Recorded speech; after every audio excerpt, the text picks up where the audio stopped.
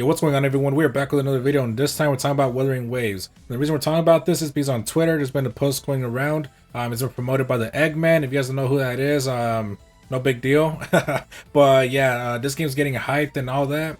But the specific post I'm talking about is that Wuthering Waves is letting you choose a guaranteed 5-star character once you hit Pity, or however many rolls it takes to get the 5-star character in the standard banner. Now, before I go any further, I want to make clear that I am having high standards for future gacha games. Like, we already have Star Rail, we have Honkai Impact Third, we have Genshin Impact, we had Tower of Fantasy, we have Wuthering Waves coming out, we have Punishing Grey Raven, we have Zenless Zone Zero coming out. Like, we got so many games that have been released and are gonna be released, and I'm like, honestly, there's so many games right now that honestly, I want the high quality ones. I'm not gonna balance like 5 mid ones. I'd rather just have 3 good ones that I could just balance throughout the day. So on Twitter, a lot of people are saying that this is huge news, that this is big for Wuthering Waves. I'm like, that's cool and all, you could choose your own 5-star character, but that's not really big news. It's kind of like expected at this point, because you want new players to jump in the game. And there's kind of like an incentive for people to jump on the game, get a character that looks nice, you get to choose, and yeah, pretty much go from there. So honestly, I'm not hype about this at all. Like, cool, I get a standard character, but that's standard. It's not like one of the main special characters. Like, it's just a standard, guys. Like, it's no big deal. Like, cool, it's good for early game, but most likely this character you're gonna throw aside once better characters come out.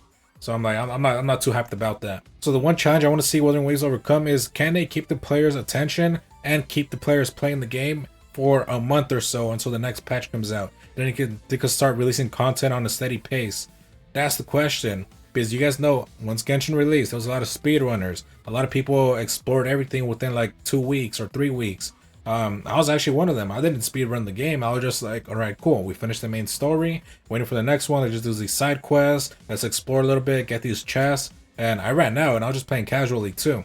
So a lot of players did leave, but they did end up coming back once they released new content and such. But the difference is, Genshin Impact honestly did not lose that many players. Like, sure, the player drop off was kind of high, because there was nothing to do. But as soon as they dropped the next content, everybody came back. Most people. Only a few people, like, they just dropped the game completely. And honestly, the reason for that is because Genshin Impact was the first of its kind. Like, it was a unique game. It was revolutionary. Like, everybody wanted to play this game. It was everywhere, worldwide.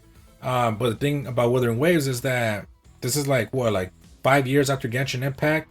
Like, dude, like, Wuthering Waves, I have high expectations for this game. It's just like I said, this game is coming out almost 5 years after Genshin. They have time to research, see what works, see what doesn't, see what players like, see what players don't like. They have all these years to do that research and implement that into the game, and we're finally getting it way later. So, like I said, these guys better blow it out of the water, or else this game is gonna die fast. I'm gonna say it right now.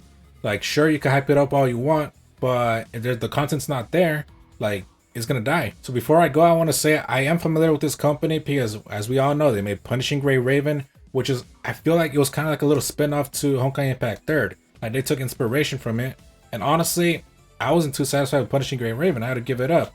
I'm like, it wasn't up to my quality in terms of standards. I like Honkai Impact Third better. Genshin Impact, you're doing the same thing with Wuthering Waves. So let's see, can they actually keep the Wuthering Waves hype going long enough so that players actually stay? The game will be popular. Like, let's see, because Punishing Grey Raven, sure, it's doing fine. It's literally right there, right beside Honkai Impact Third. But Genshin Impact is a whole other monster. Honkai Impact Third is a more niche game. Genshin Impact is global. So these guys are competing against a global game. So let's see, guys. Let's see what happens. So yeah, if you guys enjoyed the video, feel free to give a thumbs up. Let me know in the comments below what you guys think about this. If you guys agree, disagree, let me know in the comments below. And tell me why. I want to read what you guys had to say down there. And in the description, we link to my Discord, talking anything Honkai, Genshin, Star Rail, Zenless Zone Zero, Wuthering Waves, and eventually any future gacha games. So as always, I'll catch you guys next video. Have a good one, guys.